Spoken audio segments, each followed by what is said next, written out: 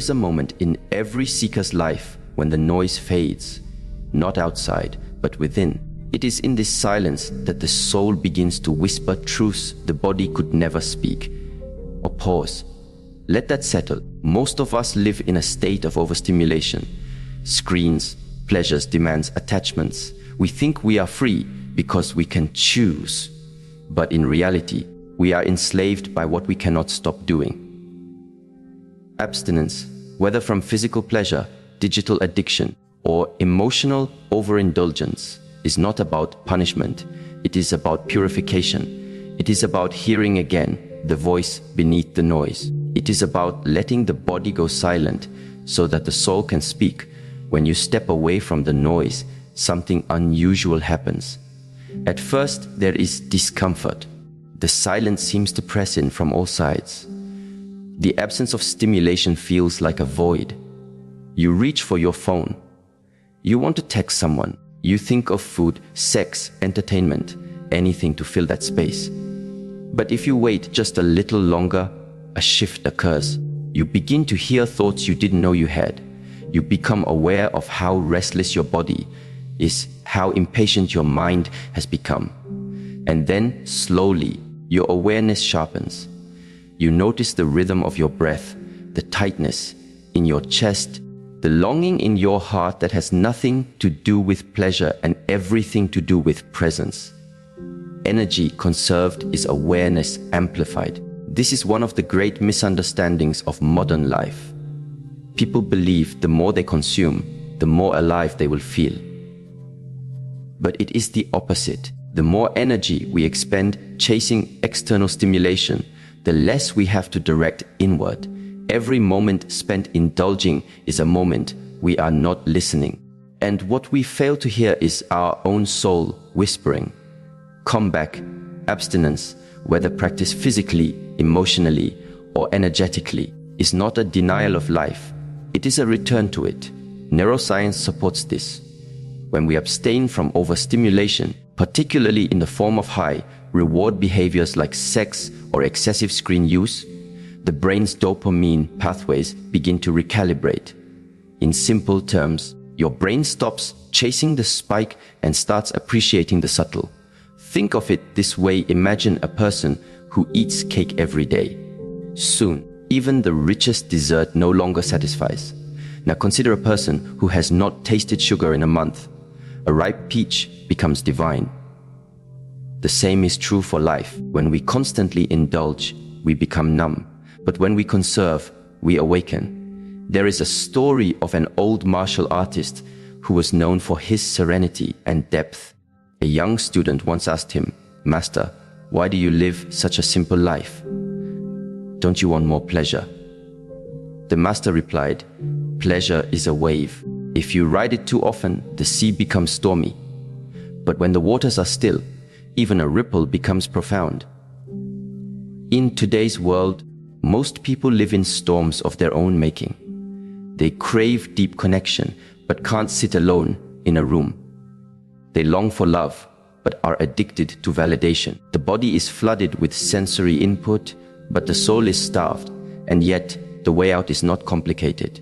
It is the courage to stop, to pause, to conserve. From a physiological perspective, abstinence leads to increased prefrontal cortex activity, the part of the brain responsible for insight, planning, and self-regulation.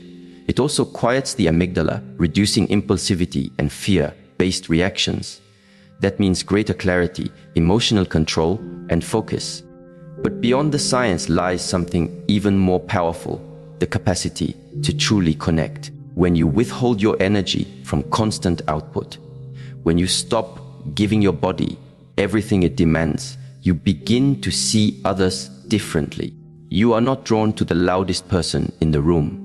You start noticing subtleties, a glance, a breath, the unspoken truth behind someone's words. This is how awareness expands. This is how intimacy deepens, not through more physical touch, but through more emotional presence. Relationships thrive when awareness is high. Think about it. How many times have arguments arisen not from malice, but from misattunement? Two people reacting from fatigue, distraction, or inner chaos. But when one person is centered, when their energy is not scattered, they listen, they see, and they hold space instead of escalating. Abstinence creates this space. It is not about repression. Repression creates tension. But conscious restraint, this is a form of wisdom. It means you are no longer enslaved by the body's impulses. You choose, you respond, and in that space between stimulus and response, freedom lives. One man once said, after 60 days of abstinence from sexual activity and digital media, I feel like I'm walking through life awake for the first time. I can feel the emotions of people around me. I notice my own reactions before they explode, and I finally feel like I'm not chasing anything. I'm here. This awareness is a superpower in relationships when your mind is not clouded by dopamine highs and withdrawal crashes. You begin to see others as they are, not as extensions of your unmet desires, but as beings with their own stories, wounds, and needs. You become less reactive and more compassionate. You speak less and listen more. And ironically, when you stop trying to get something from others, you begin to receive. This brings us to the second principle. Abstinence builds the muscle of discipline. Discipline is not something you are born with. It is a skill trained like any other. And the training ground is everyday life. Every moment you choose not to indulge in an impulse, you grow stronger. Every time you override the itch to escape discomfort, you gain mastery. This is not just poetic, it's biological. Neural pathways of willpower strengthen with use. The brain literally rewires. But this kind of discipline is not harsh. It is not the rigid, punishing version that many associate with strict routines. True discipline is compassionate. It does not suppress, it guides. It does not punish, it protects. Think of a parent who gently says to a child, "Not now, this isn't good for you." That same voice must be cultivated inside yourself. Abstinence teaches you to parent your own desires. Consider this: when a person cannot say no to their desires, who is in control? Not them. The craving is, the addiction is, the pattern is. But when you can feel a craving, observe it, and still choose wisely, then you are free. Discipline, in this sense, is not deprivation. It is sovereignty. There's a story of a woman who had spent years in toxic relationships. She was kind, giving, and deeply emotional. But she was also impulsive. She admitted she couldn't stand being alone, so she would jump into relationships just to avoid loneliness. Over time, these choices led to emotional pain and betrayal. But something changed when she began a personal fast, not from food, but from romantic engagement. No dating, no texting, no flirtation. At first, the silence was excruciating. She cried, she doubted. But then clarity arrived. She began journaling, walking, sitting with her discomfort. And slowly, she realized that most of her relationships had not been love, they had been escapes. For the first time, she saw herself, not as someone waiting to be completed, but as someone learning to be whole. This is what abstinence offers: the space to see what is real, to untangle the root from the weeds. And from that clarity, a different kind of love becomes possible. One that is not desperate, but discerning. In psychology, this process is known as delayed gratification. The marshmallow test, a famous study, showed that children who could wait for a second marshmallow instead of eating the first one immediately ended up with better life outcomes. But this isn't just about future success. It's about the inner architecture of patience, awareness, and choice. When you train this muscle in one area, such as sexual or sensory abstinence, it affects all areas. You become less reactive in arguments, less likely to make impulsive financial decisions, more capable of holding silence when words would cause harm. In relationships, this manifests as emotional maturity. You're no longer the person who storms out when things get tense. You can stay, you can listen. You don't always need to win the argument. You don't need to be right to feel secure. That's discipline in action. And there's a mystery here, too. Something profound begins to happen when you hold your energy instead of releasing it constantly. Whether it's physical, emotional, or creative energy, when you contain it, it builds, it simmers, it concentrates. And then when you speak, when you act, when you create, it has weight, presence, power. People feel it. They may not know why, but they notice you differently. You are not frantic. You are not needy. Your energy is rooted, grounded, and this creates trust, not just from others, but within yourself. You begin to trust your own timing, your own choices. You don't rush decisions out of anxiety. You let things unfold. This kind of inner discipline makes relationships more honest. You stop manipulating to get what you want. You stop performing. You speak your truth, even if it's uncomfortable. And you allow others to do the same, because you are not afraid of the stillness that follows hard conversations. You have met silence. You have made peace with it. And now it serves you. There's an old Eastern phrase, "He who conquers others is strong, but he who conquers himself is mighty." This is not just philosophical. It is practical. When you abstain, when you pull back, slow down, and listen, you become mighty not in domination, but in presence. You can stand in front of someone you love and not flinch when they are upset. You can hear criticism without crumbling. You can sit with desire and not be enslaved by it. And from that strength, you love better. You love wiser, because your love is no longer a transaction. It is an offering, a choice, not a compulsion. To live this way requires one thing above all: patience. Patience with your own process. Patience with your discomfort. And patience with the people around you who are still caught in the storm. Not everyone will understand your silence. Some will interpret your restraint as coldness. But stay the course, because something is forming inside you that they cannot yet see. You are becoming whole. And in that wholeness, you will not need to chase. You will attract, not by charm, but by essence, not by effort, but by alignment. And that is where the deeper path begins. When a room is crowded with noise and movement, we are rarely aware of its shape. We only notice the objects inside, the distractions, the motion. But when that room is emptied, when the people leave, when the sound fades, suddenly we begin to see the space itself, its corners, its silence, its structure. The same is true of our inner world. As long as we are full of sensation, stimulation, and activity, we are unaware of our deeper self. But in moments of emptiness, the shape of the soul begins to emerge. It is common to confuse emptiness with absence, to believe that when something is missing, pleasure, company, stimulation, life is somehow lacking. But what if the opposite is true? What if the space we avoid is the very ground where clarity begins to grow?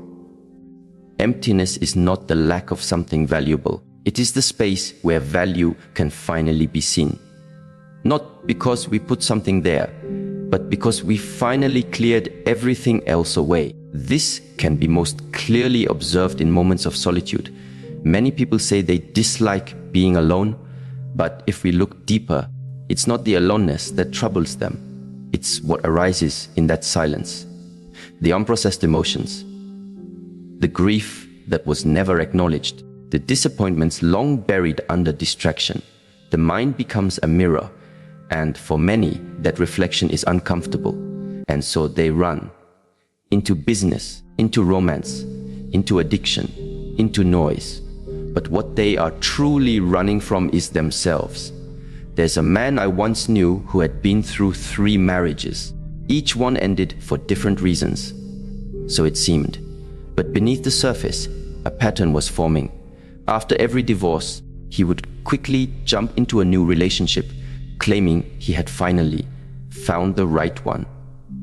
But with time, the same cracks would appear: emotional distance, dissatisfaction, restlessness. One day, he was asked a simple question. Have you ever truly been alone? Not lonely, but alone with yourself. He laughed at first. Then he grew quiet. No, he admitted. I don't think I ever have. And so he tried. No dating, no distractions, just him for 90 days. He journaled. He sat in silence. He watched the tides of his own emotions rise and fall. And something unexpected happened. He began to notice how his need for connection had been more about avoiding pain than seeking truth.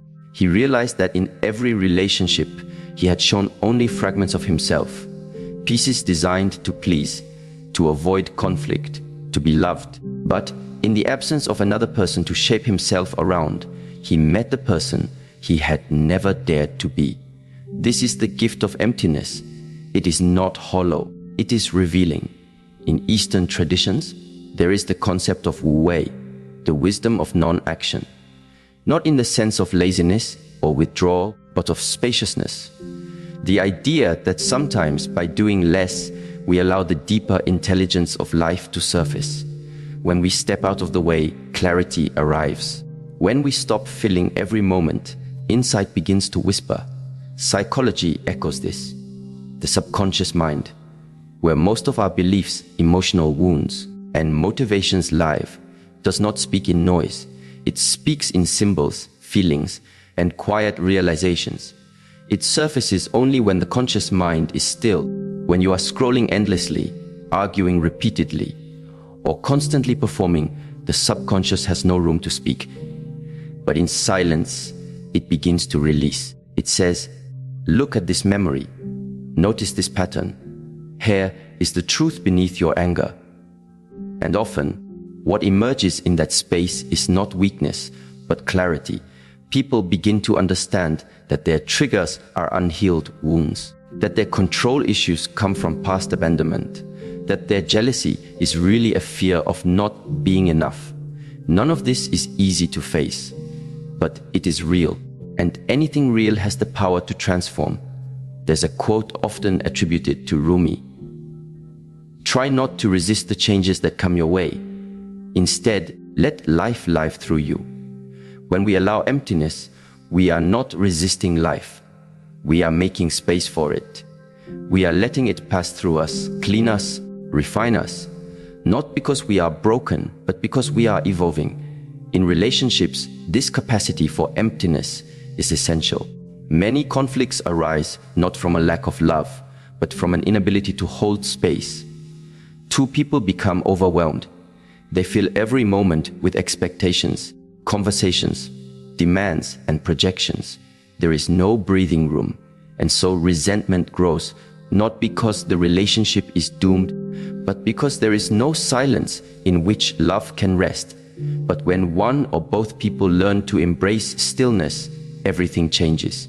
A pause in the conversation becomes an opportunity to listen, not to respond, but to understand. A day apart is no longer a threat, but a sacred time to return to the self. Emotional space becomes safety, not separation. And in that space, authenticity grows. A woman once shared a story about her long-term partner. They loved each other deeply, but over time, tension had built. Every conversation felt like a battle. Everything said seemed to provoke a reaction. And so, they agreed to take a week of silence, not as punishment, but as practice. No arguing, no talking about the relationship, just silence, journaling, and reflection. At first, it felt distant, cold. But then, something softened. She wrote, "In the quiet, I began to remember why I loved him. Not the version of him I wanted to change, but the essence. The man behind the noise. And I realized how much of our struggle came from me trying to fill the space with my fear, instead of simply allowing it to be. The courage to sit in emptiness is rare, but it is the beginning of intimacy, not just with others, but with yourself. From a physiological perspective, the nervous system benefits immensely from this emptiness. When we are constantly stimulated, the sympathetic nervous system, the fight or flight response, is in overdrive. This leads to fatigue, anxiety, poor digestion, shallow breathing, and even chronic illness. But when we pause, when we step back, when we breathe, literally and metaphorically, the parasympathetic nervous system activates, the body begins to repair, the mind begins to regulate, and the heart begins to open. Creativity also flourishes in emptiness. Many people assume that creativity is about doing more thinking, more talking, more working. But ask any artist, writer, or visionary, and they will tell you the best ideas arrive in stillness. It is in the shower, on a walk, during meditation, when the mind is quiet, that brilliance sneaks in. Why? Because space is the mother of insight. It is the womb from which vision is born. One musician described this beautifully. He said, "For years I chased the perfect song. I would lock myself in the studio, pushing myself to write, to produce, to perform. But the songs felt hollow, mechanical. Then, one weekend, I went camping alone, no guitar, no phone, just the sound of wind and water. And that's when the melody came. It wasn't something I created. It was something I received." Where relationships are the same. When we are full of opinions, stories, and noise, we cannot hear what the other is truly saying. We project, we assume, we defend. But when we listen with space, with emptiness, we hear the meaning beneath the words. We hear the emotion behind the anger, the longing behind the silence. This kind of listening is healing. It says to the other person, "You don't need to shout to be heard. I am here, even in the quiet." And yet, so few of us are trained in this. From a young age, we are taught to fill the space, to talk more, do more, be more. But very rarely are we taught how to be, how to sit, breathe, notice. And so, when life strips something away, a job, a relationship, a habit, we panic. We think we've lost ourselves. But maybe in those moments we are not being broken. We are being revealed. There's an image often used in Zen philosophy, a muddy glass of water. When you stir it, the water becomes cloudy. You can't see the bottom.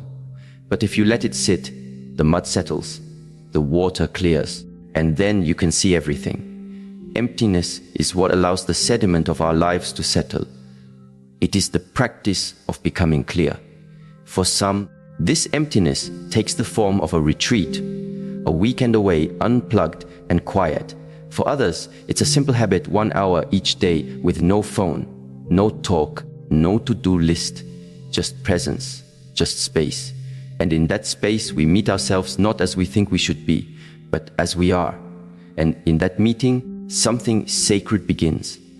The soul, which has been whispering beneath the surface for so long, finally has room to speak.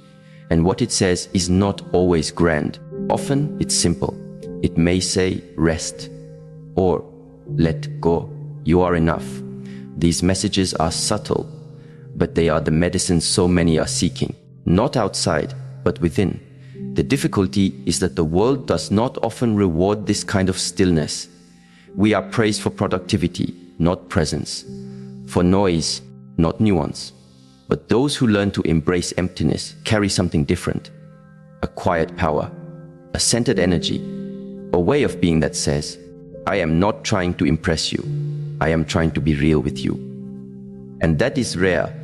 This kind of presence cannot be faked. It is born only in the silence, in the waiting, in the willingness to be with what is. It is not about being better than others. It is about being more true to yourself, more whole, more honest. And in that honesty, connection deepens, not just with others, but with the mystery of life itself. To live in alignment with this truth is not to withdraw from the world, but to meet it from a different place. You engage not out of need, but from fullness. You speak not to fill the silence, but to express something genuine. You love not to escape loneliness, but to celebrate presence.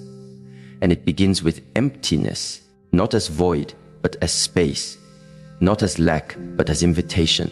The soul has always been speaking. The question is, will we make enough space to finally listen. The body speaks in sensations, impulses, and desires. It pulls us toward pleasure, comfort, release. And for much of our lives, we follow that voice without question. We believe that because it feels urgent, it must be true. That because the body longs for something, we must give it what it wants. But in doing so, we often miss the quieter voice underneath, the one not fueled by urgency, but by insight. Emotional clarity is not something we stumble upon. It does not shout, it does not compete, it waits. And it is only when the surface level noise of physical desire quiets down that we begin to hear it. Not just hear, but feel its weight, its depth, its wisdom. There is a reason why many of life's most regretted decisions happen in moments of high emotional and physical arousal, whether in anger, lust, fear, or craving. When the body is activated, the mind loses access to its highest capacity for insight. The prefrontal cortex, the part responsible for decision making, empathy, and foresight, literally goes offline during moments of intense desire. In those moments, the mind narrows. We can only see what we want, not what it means, not what it costs. But when we begin to train ourselves to sit with that desire rather than act on it immediately, something begins to shift. The initial wave rises, sometimes strong, even overwhelming, but we breathe, we observe, we do not react. And in that pause, clarity arrives. It's not that desire disappears, but it no longer controls us. It becomes a teacher, not a tyrant. In relationships, this becomes one of the most profound transformations. So many people enter connection driven by unmet physical needs.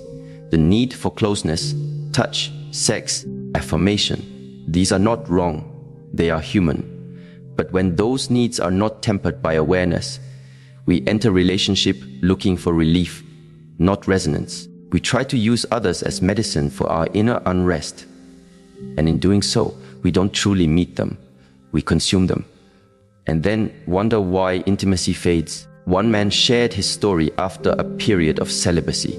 He had spent years in and out of relationships, always seeking what he described as connection, but always a feeling empty after the initial rush faded. He finally decided to take a break, not just from physical intimacy, but from seeking altogether. For 6 months, he chose silence, reflection, nature, journaling. During this time, he began to notice how often his desire for women had nothing to do with love or even real attraction. It was loneliness disguised as lust. It was a desire to feel worthy, to escape the anxiety of being alone.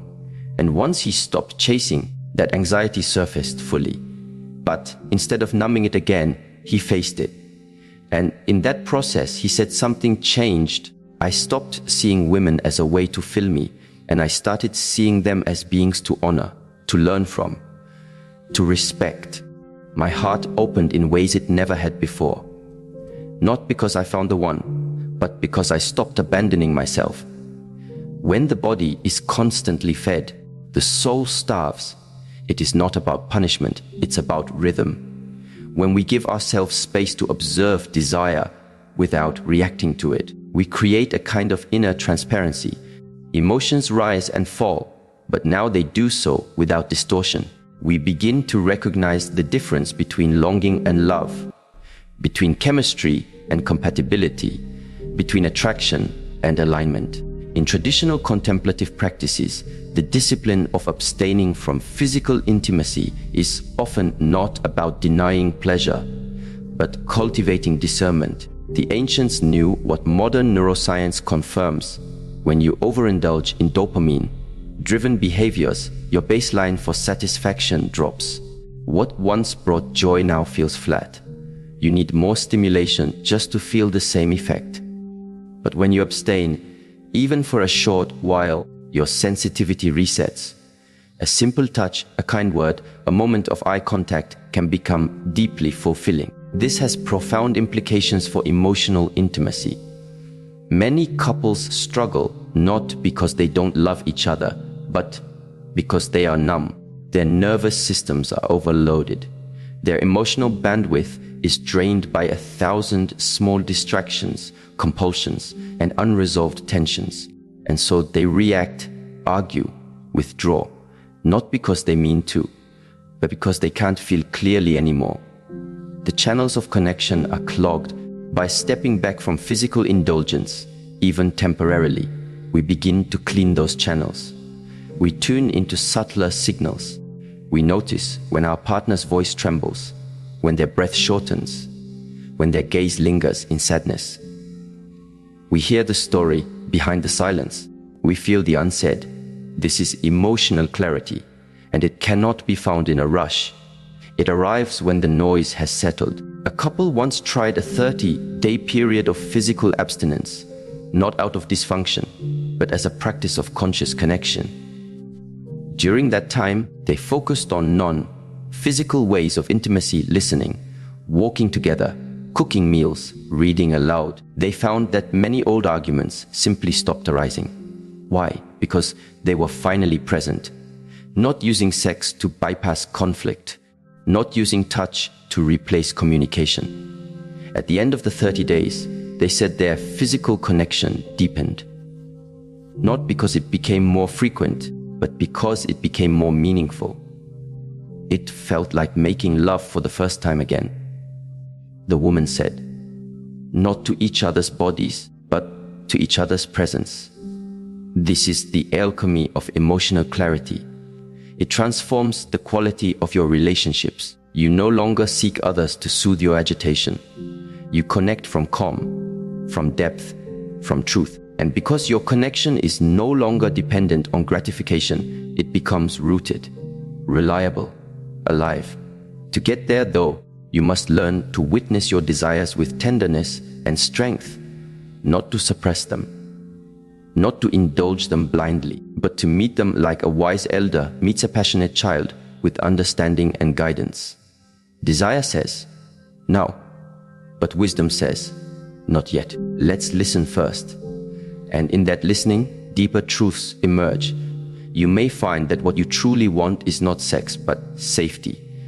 Not affirmation, but acceptance. Not attention, but intimacy. These needs are rarely satisfied by immediate gratification.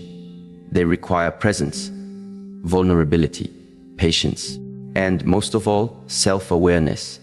This is why emotional clarity is a gateway to emotional maturity. When you can sit with your urges, observe your patterns, and respond instead of react, you become trustworthy, not just to others, but to yourself. You know you will not abandon your values in a moment of temptation. You know you will not speak from anger and regret it later. You know you can pause, and in that pause, choose love. This changes the entire dynamic of relationships. You stop playing games. You stop chasing validation. You no longer need to seduce or prove. You show up as you are, clean, grounded, clear, and you attract those who do the same. There's a reason the wisest among us often speak slowly, act deliberately, and carry a calm presence. It's not because they don't feel desire or emotion. It's because they have learned not to be ruled by it. They've practiced sitting with their inner fire without letting it burn down the house. This is possible for all of us. It is not reserved for monks or mystics.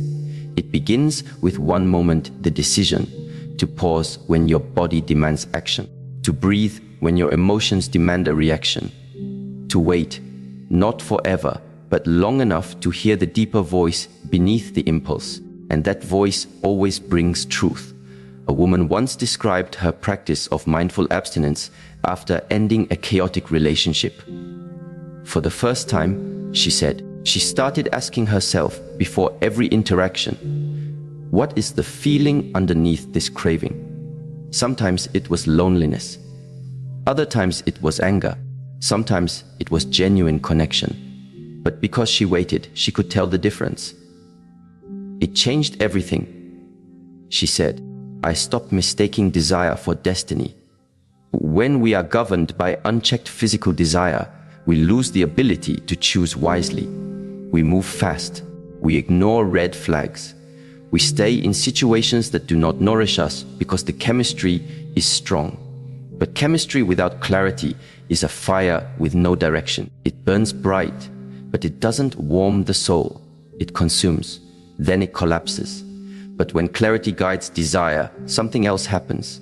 Desire becomes sacred. It is no longer something to escape or be ashamed of. It is energy, powerful energy, creative energy. But now it flows through you with direction, with awareness, with heart. And that is the kind of energy that builds rather than destroys.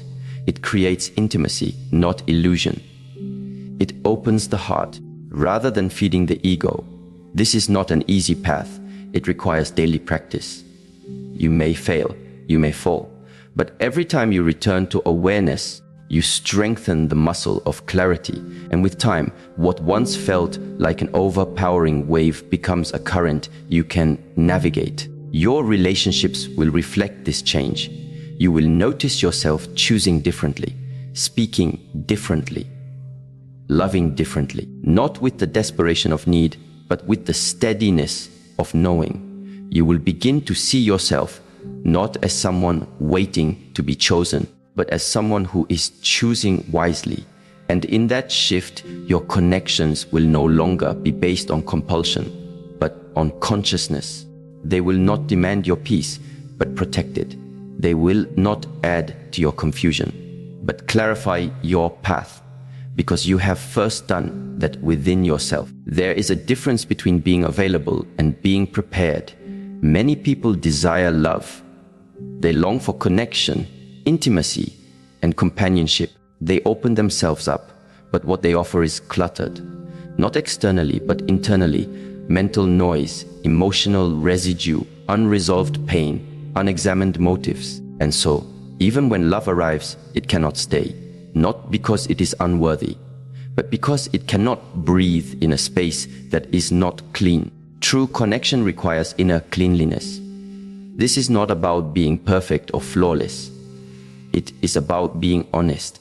Honest about the emotional burdens you carry. Honest about the stories you project onto others.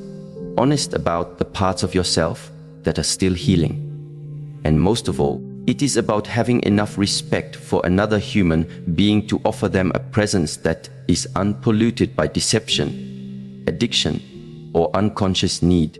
It begins with energy. Every human interaction is an energetic exchange. Some people walk into a room and lighten it. Others carry a heaviness that speaks before they do. Not because they are bad people, but because they haven't yet released what burdens them. And energy doesn't lie.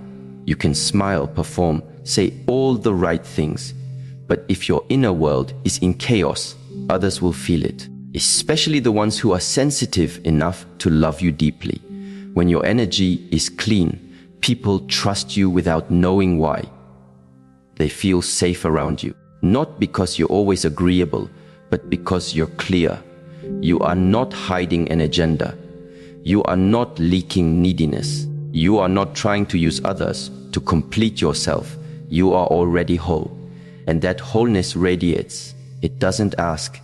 It offers. But how does one become clean inside?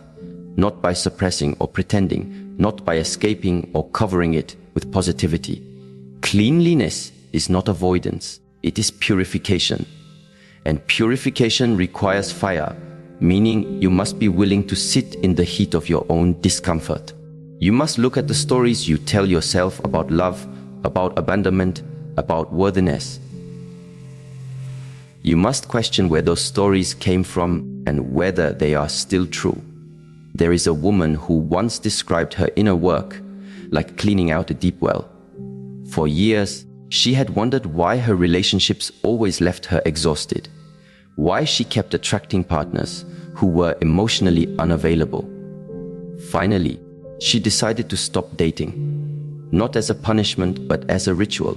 She began to reflect on her history, journal her past, revisit memories she had buried. She cried, she raged, she forgave. Slowly, she realized she had been trying to fix in others what she hadn't yet faced in herself. Her need for closeness had often been a form of control, and her love had been laced with fear.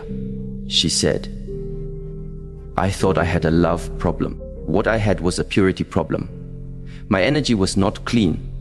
It was mixed with fear and shame and confusion. Once I began to clear it, everything changed.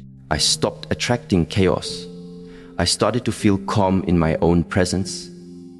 And when the right person came, I didn't have to fight for peace. They felt it because I already lived it." Inner cleanliness is not static. It is a daily practice. Every time you choose not to speak from anger, not to chase approval, not to hide behind performance, you are purifying. Every time you sit with your own discomfort, instead of asking someone else to carry it, you are cleansing. Every time you tell the truth about who you are, what you feel, and what you need, without manipulation or defense, you are washing your soul. In relationships, this becomes a sacred offering. When two people are committed to staying clean, not only for themselves, but for each other, the connection deepens in a way that physical chemistry cannot match. It becomes devotional, present, alive. There is less reactivity, less confusion, more transparency, more rest. This is especially important when we speak about sexual energy. Physical intimacy is not just a biological act. It is an energetic transaction. When you join bodies, you merge fields. If either person is holding fear, anger, or unresolved trauma, that energy does not disappear in the moment of pleasure. It transfers. And this is why, after some encounters, people feel drained, scattered, or emotionally heavy. They didn't just share skin. They shared wounds. One man described how he used to treat sex like an escape. It was his way of avoiding loneliness, stress, even boredom. But after years of doing this, he noticed that he began to feel numb, not just to others, but to himself. He said, "I realized I wasn't really making love to anyone. I was just using their body to run from my own pain." When he began a period of conscious abstinence, things began to change. He felt more emotional. At first, it scared him. Then he realized these were the emotions he had been avoiding through pleasure. He began to cry for no reason. He began to remember things he thought he had forgotten. He began to dream vividly. And as he stayed with this process, he began to feel lighter, more clear, more connected. This is the energetic principle of transformation. When you stop discharging your energy through compulsive outlets, that energy rises. It moves into the heart, into the voice, into the eyes. People notice. Not because you say anything different, but because your presence becomes radiant. There is a sacred concept in Eastern philosophy known as the refinement of essence. It means turning raw energy, desire, impulse, instinct into something luminous, not by destroying it, not by rejecting it, but by elevating it, transforming it. And this is what happens when you prioritize inner cleanliness. You no longer use your energy recklessly. You protect it, not out of fear, but out of love. You understand that not everyone is meant to touch your soul. Not everyone is ready to share space with your light. You do not judge them, but you become selective, not as a form of control, but as a form of reverence for yourself and for the relationships you wish to build. This changes how you communicate. When your inner space is clean, your words carry weight. You no longer speak just to fill silence. You speak to reveal truth. You no longer argue to win. You speak to understand. You don't need to raise your voice to be heard. Your clarity is enough. Your calm becomes more powerful than their chaos. People often think that strength comes from control, controlling your partner, the outcome, the future. But real strength is the ability to remain rooted in love even when storms pass through. When your inner space is clean, you are not easily swayed. You don't personalize everything. You don't absorb what isn't yours. And you know when to walk away, not from a place of bitterness, but from a place of peace. There is a beautiful story of a man who worked as a spiritual guide. Many came to him seeking advice about love. One woman in particular said she couldn't understand why all her relationships turned toxic. She kept trying to fix them, to compromise, to love harder, but the results were the same. The man asked her, "What do you carry into your relationships that has not been washed?" She paused. She thought about her past, her traumas, her fears, her unresolved anger at her parents. She had never looked at those things as part of the problem, but they were there in every conversation, every reaction, every silence. He said to her, "Love does not fix what we refuse to face. It simply reveals it." And that is what many don't realize. Relationships are not just about joy. They are mirrors. Whatever is unclean in you will eventually surface, not because love failed, but because love illuminates. It brings the hidden into light, and that is the gift if you are willing to see it. Inner cleanliness is the foundation for that kind of seeing. Without it, you blame, you project, you run from every mirror that shows you what you haven't healed. But with it, you begin to thank your relationships. Not just for the pleasure, but for the pressure. Not just for the harmony, but for the disruption. Because now, every conflict becomes a doorway. Every trigger becomes a teacher. You begin to recognize that love is not about getting your way.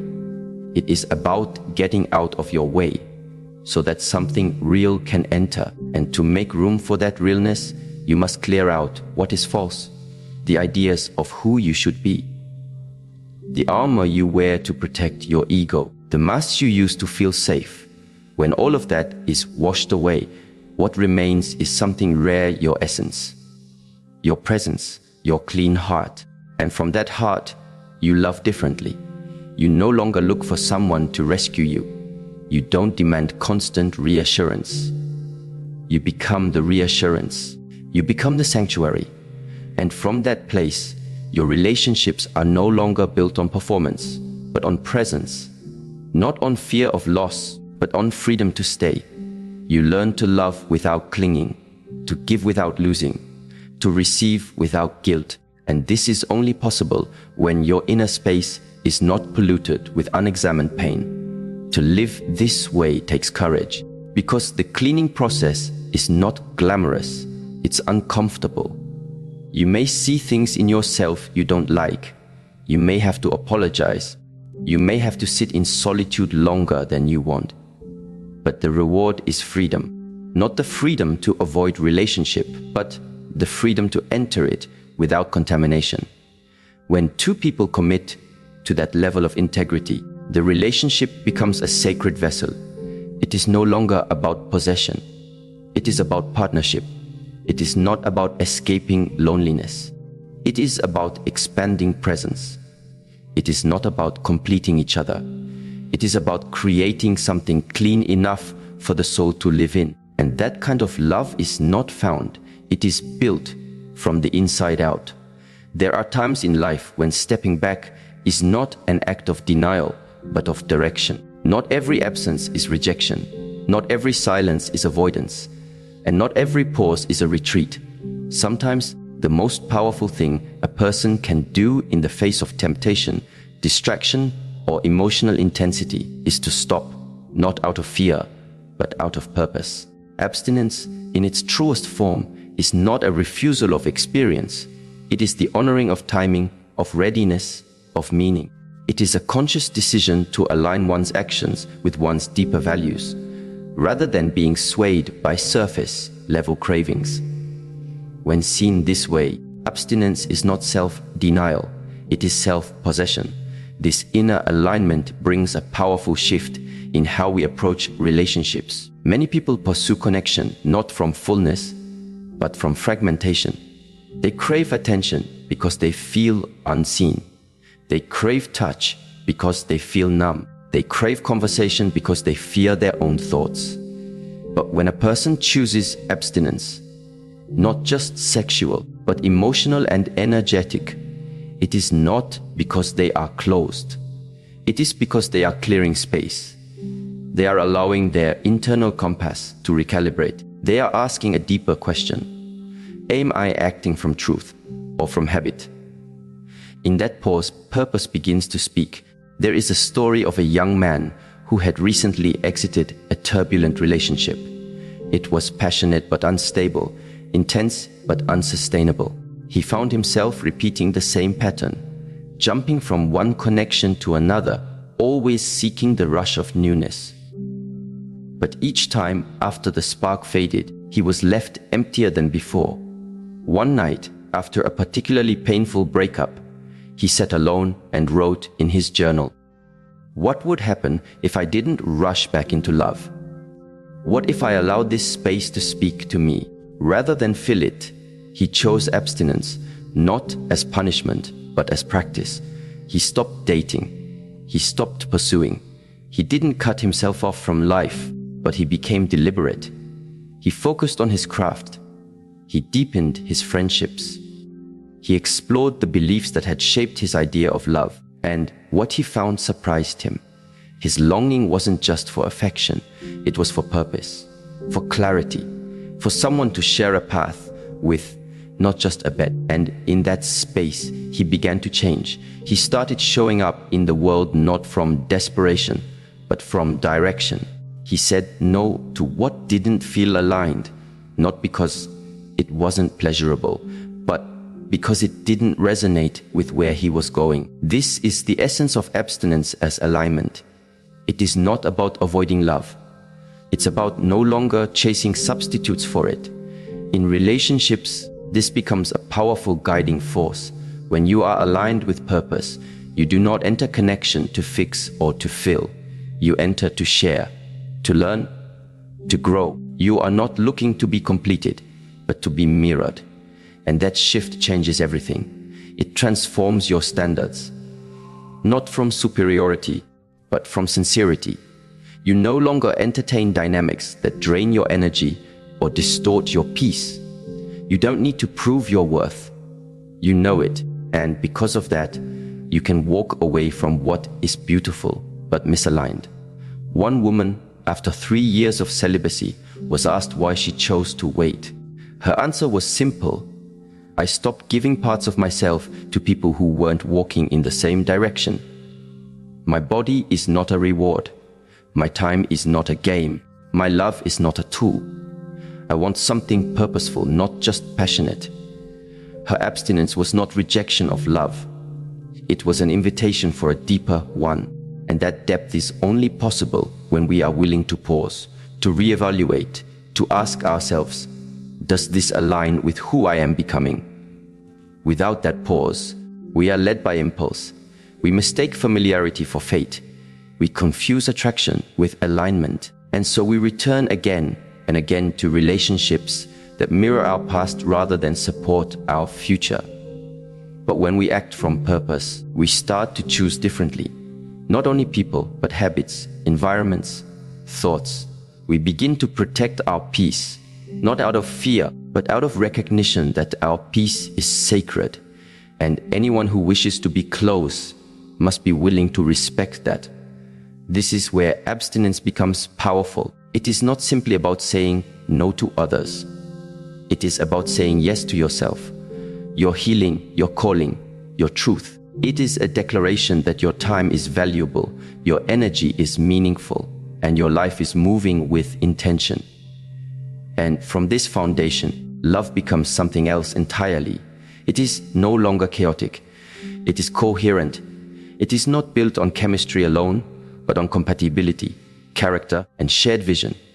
It is rooted in mutual growth, not mutual distraction. You begin to ask different questions. Instead of, do they make me feel good? You ask, do we grow well together? Instead of, are we attracted to each other? You ask, are we aligned in what we value, create, and serve? These are not questions of fear. They are questions of clarity, and they only arise when the noise of need has quieted. This clarity allows for a kind of discernment that is rare. Many fall in love with what feels familiar. Few choose love that feels unfamiliar but right, because real alignment doesn't always give you the high. Sometimes it gives you peace. Sometimes it gives you boredom. Not because the relationship lacks energy, but because your nervous system is finally calm. And many mistake that calm for lack of connection, when in fact it is the sign that you are no longer addicted to adrenaline. A man once described his shift after years of casual relationships. He said, he finally met someone who didn't give him butterflies. She gave him silence, stability, presence, and at first he didn't know what to do with that. It felt unfamiliar. But with time, he realized this was the relationship his nervous system had been praying for. Not the chaos of past patterns, but the consistency of real partnership. He said, I wouldn't have seen her before. I would have passed her by looking for the spark. But now, after taking time alone, I could see clearly. I wasn't looking for the high anymore. I was looking for the home. Abstinence allows for that vision to develop. It clears the lens. It slows the spin. It lets you hear the still, small voice that says, this is right, or this is not for you, without needing drama to decide. And from that clarity, boundaries are born, not walls, but filters. You no longer let everyone in, not because you are guarded, but because you are guided. You've tasted your own company. You've sat in your own silence. You are not afraid of being alone. And that makes you powerful. You begin to understand that love is not just about emotion. It is about mission. When two people are aligned in purpose, their relationship becomes a vessel. It moves with intention. It serves something greater than itself. And this cannot happen if both are still chasing comfort over growth, pleasure over presence, excitement over evolution. Abstinence teaches patience. It teaches self-trust. It teaches you to wait for what is real, even when what is easy is available. And that waiting shapes you. It deepens your presence. It refines your voice. It strengthens your values. When you finally do enter into relationship again, you are no longer guessing who you are. You've already met yourself. And because of that, you can meet another. Not from illusion, but from integration. This kind of love does not come quickly. It comes slowly, quietly, steadily. It does not demand. It invites. It does not perform. It reveals. It does not consume. It co-creates. And that co-creation is only possible when both people have chosen to walk the path of clarity, when they've aligned their energy, not around chemistry, but around consciousness. And consciousness requires space. It requires silence. It requires saying no to what does not serve, even when it calls loudly. In that no, a deeper yes is born. A yes to love that lasts. A yes to connection that heals. A yes to union that reflects purpose, not just passion. And that yes begins with a quiet decision to wait. Not because you're afraid, but because you're aligned. When the body grows still and the noise of desire fades, what remains is the voice of the soul, clear, calm, and deeply knowing. Abstinence, in its truest form, is not a denial of life, but a deep alignment with it. It is the choice to pause so we may listen, to cleanse so we may connect, and to walk with purpose rather than impulse. Through this journey inward, we cultivate self-mastery, emotional clarity, and the ability to love without losing ourselves. From this inner stillness, true connection begins, not as a need, but as a conscious offering.